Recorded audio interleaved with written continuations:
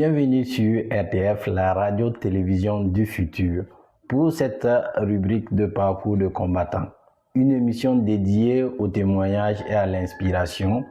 Nous donnons la parole à des hommes et des femmes engagés au service de leur pays. Aujourd'hui, nous avons le plaisir de recevoir M. Adama Savadogo, un homme au parcours riche et inspirant, avec qui nous allons nous entretenir. Je suis Adama Savadogo, je suis marié et père de 2 enfants. J'ai un gosse de 11 ans et ma fille a 8 ans. Alors, je suis originaire de Kaya et je vis actuellement aux États-Unis. Je suis fondateur et directeur exécutif de l'ONG African Immigrant Family Services. Je suis né en Côte d'Ivoire, à l'ouest de la Côte d'Ivoire, plus précisément dans la ville de Guiglo, chez les Guérés, pour dire même que je parle cette langue qui est beaucoup plus parlée dans cette région. Donc j'ai fait mon école primaire à l'école primaire publique de Guéinkin, qui est un village situé à 26 km de la ville de Guiglo, voilà, où j'ai eu le CP. Vous savez, en son temps, moi, mon père... quand tu gagnes le CP, il te renvoie au Burkina Faso pour continuer les études. Donc, après les études, je me suis retrouvé au Burkina pour faire la 6e jusqu'à la terminale, où j'ai obtenu mon bac. J'ai fait l'université de Ouagadougou. J'ai fait les lettres modernes, une maîtrise en lettres modernes, un master en communication pour le développement. J'ai aussi fait... les 2 yeux, ça c'est mon parcours scolaire. J'ai fait un master en management des crises humanitaires. Bon, aux États-Unis aussi, dans mon parcours académique, j'ai pu obtenir une licence en protection de l'enfance en justice juvénile avant de terminer actuellement avec un master en santé publique. Peut-être aussi ajouter que professionnellement, j'ai travaillé dans le monde communautaire, ce qui détermine même ma spécialité. Je suis beaucoup passionné de tout ce qui est développement communautaire. Donc, j'ai été travailleur social ici. J'ai travaillé pour le ministère de l'Action sociale et la solidarité nationale en son temps. Après quelques années, j'ai fait les ONG comme l'ONG Terre des Hommes, l'ONG Voix de Femmes de Madame Lamizana, avant de partir aux États-Unis.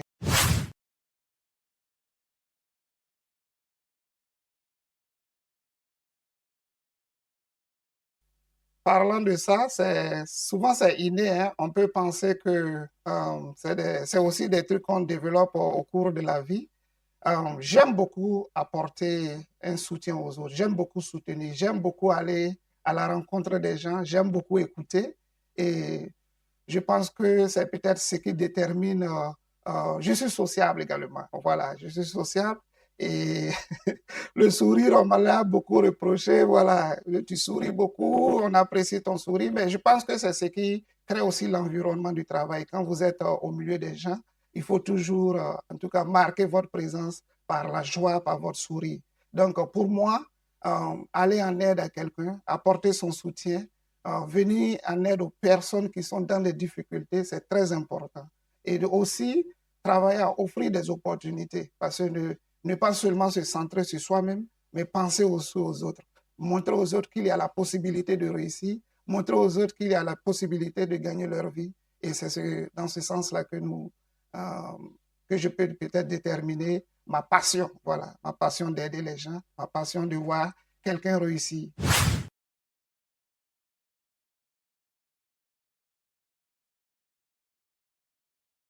Pour moi, la réussite, c'est pour juste joindre ce que je disais tout à l'heure. Pour moi, ma réussite, ce n'est pas ce qui compte, c'est peut-être la réussite des autres. Pour moi, voir quelqu'un réussir est une réussite pour moi.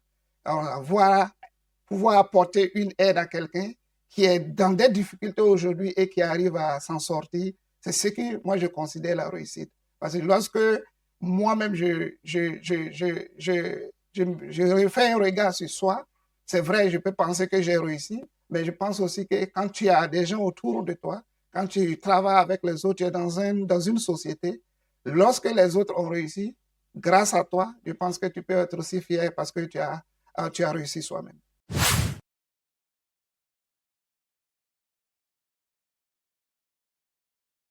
Bon, pour ne pas abandonner, il faut d'abord avoir confiance en soi-même. Il faut avoir confiance en soi. Il faut être sûr il faut être sûr de ce que vous faites. Il faut être sûr des capacités que vous avez. Pour ne pas abandonner, il faut avoir foi. Il faut avoir un objectif. Il faut avoir d'abord une vision. Il faut avoir les objectifs. Et c'est ce qui peut vous amener à ne pas abandonner. Et ne pensez pas que lorsque l'échec en réalité devrait constituer même une force. Voilà. On dit quand on trébuche, on se relève et puis on continue. Donc, pour moi, il n'y a pas d'échec. Donc, il n'y a pas raison d'abandonner. Parce que vous devez utiliser ces échecs-là comme source d'énergie pour pouvoir aller vers la réussite. Donc, il n'y a pas à abandonner, il y a toujours à persévérer et toujours faire un récap. Il faut essayer de voir qu'est-ce qui a marché et qu'est-ce qui n'a pas marché. Et ce qui n'a pas marché, il faut juste corriger et puis continuer. Donc, pour moi, il faut juste avoir confiance, se fixer, avoir une vision, se fixer des objectifs et être motivé, être beaucoup engagé.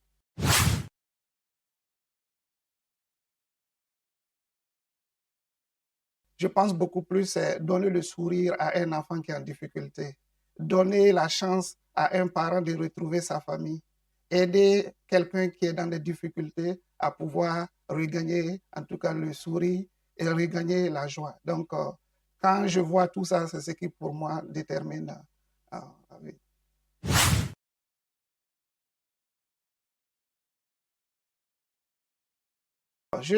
Comme je l'ai dit, hein, je suis dans un monde où je travaille dans le monde communautaire. Je travaille beaucoup avec les humains. Je fais ce que j'ai à faire dans le cadre de mon travail actuellement en tant que directeur exécutif d'une ONG qui accompagne les familles. Je pense que notre combat, c'est ce qu'on fait au quotidien. Voilà, écouter les familles qui sont en difficulté, leur apporter le soutien qu'il faut et leur donner des informations qui peuvent leur permettre de réussir. Voilà. Être par exemple au centre pour pouvoir les guider, voilà, pour pouvoir les amener en tout cas vers le droit chemin. Donc le combat, c'est de travailler à avoir une société qui est paisible, une société où chaque individu a sa place, où chaque individu peut vivre de façon harmonieuse sans problème. C'est ce combat-là. C'est vraiment difficile. Tout le monde ne peut pas être au même niveau, mais on travaille quand même à relever ceux qui sont au bas niveau pour qu'ils atteignent quand même aussi un certain niveau de vie qui est important pour eux.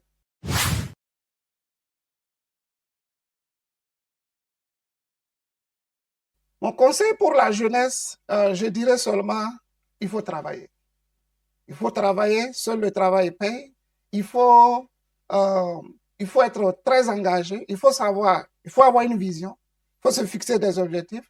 Et lorsque vous savez ce que vous voulez, il faut vraiment faire votre travail, il faut faire tout ce que vous faites avec beaucoup de passion. Voilà, il faut être déterminé.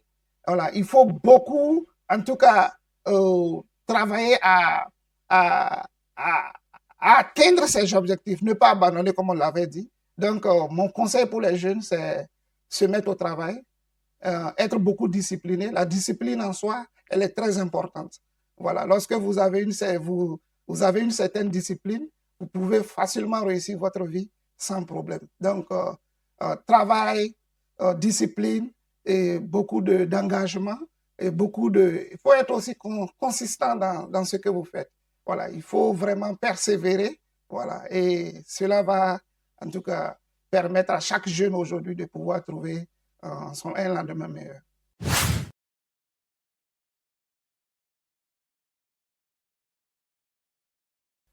Bon, en une phrase, je dirais que mon parcours est beaucoup plus lié à l'entraide des autres. Vous voyez, la solidarité, la résilience qu'on apporte aux autres pour qu'ils puissent pour qu'ils puissent réussir eux-mêmes aussi. C'est vraiment ce qui détermine, et c'est peut-être cette phrase-là, l'entraide aux autres, euh, les encourager, les soutenir et les guider vers la réussite.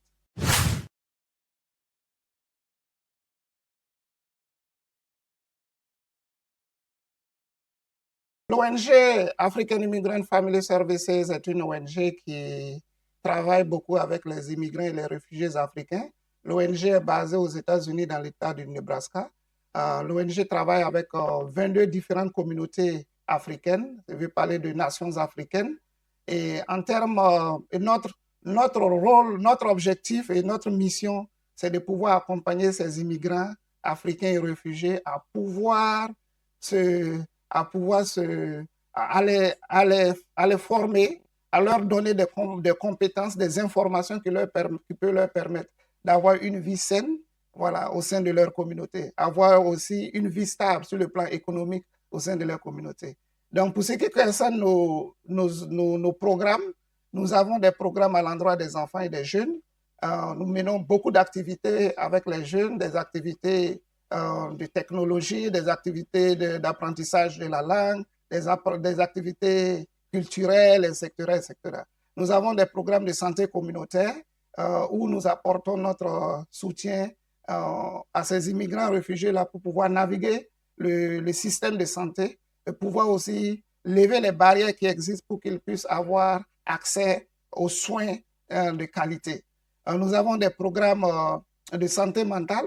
Vous savez que le stress est un problème de nos jours, donc nous formons des gens, nous faisons des activités éducatives, nous faisons des conférences où nous accompagnons les communautés, en tout cas à avoir de l'information et à pouvoir se prendre en charge. Nous avons des centres de langue où nous faisons des cours d'anglais, des cours de français, des cours d'espagnol au profit des communautés. Et notre gros programme se situe au niveau de l'assistance sociale où nous accompagnons les familles de façon individuelle en fonction de leurs besoins à pouvoir en tout cas avoir de l'aide qui est convenable pour leur permettre de gagner leur vie. Donc c'est une pléiade de programmes que l'ONG développe.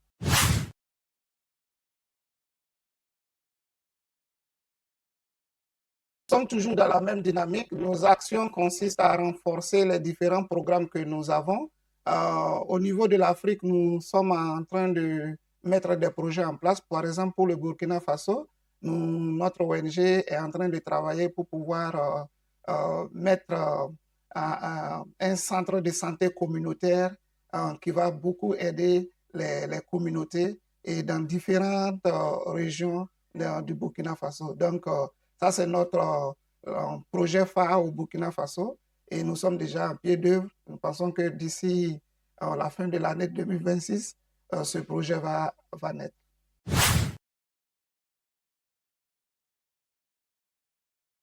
Mon dernier mot va à l'endroit de cette équipe ici. Merci de nous avoir associés dans votre mission de communication.